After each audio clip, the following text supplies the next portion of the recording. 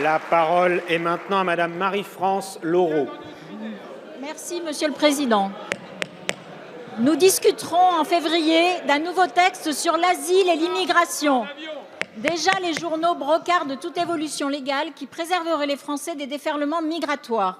En France, le rejet de l'immigration de masse fait l'unanimité. Sondage après sondage, étude après étude, notre peuple répète un constat simple, il ne veut plus d'immigration. Il n'y a plus que quelques cercles financiers et des groupuscules subventionnés pour s'en étonner. Partition du territoire, insécurité culturelle, importation de conflits étrangers sont devenus des stigmates douloureux pour l'unité nationale.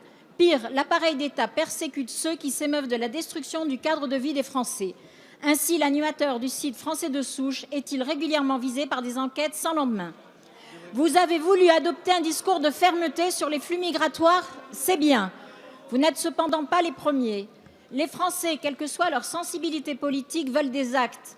Ils veulent l'expulsion des délinquants étrangers, la sortie de Schengen et la fin immédiate de l'inconditionnalité des aides sociales pour certains migrants, véritable appel d'air s'il en faut pour toujours plus d'immigration. Un peuple est en droit de décider quel avenir il veut se donner. Un peuple est en droit de décider qui il veut accueillir. Notre pays n'a plus les moyens de lutter contre la pauvreté des siens. Les préfets arbitrent régulièrement entre le logement des plus pauvres et celui des migrants. Cette situation confine à la défiance, pour le moins, sinon à la guerre civile. Aussi, je vous pose cette question simple. Allez-vous enfin proposer un référendum aux Français pour savoir s'ils acceptent que l'immigration et ses conséquences continuent sur notre sol?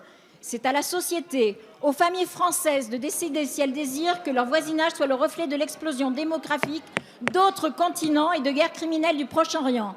Entendons les Français exaspérés que les autres passent toujours avant les nôtres. Je vous remercie. Merci.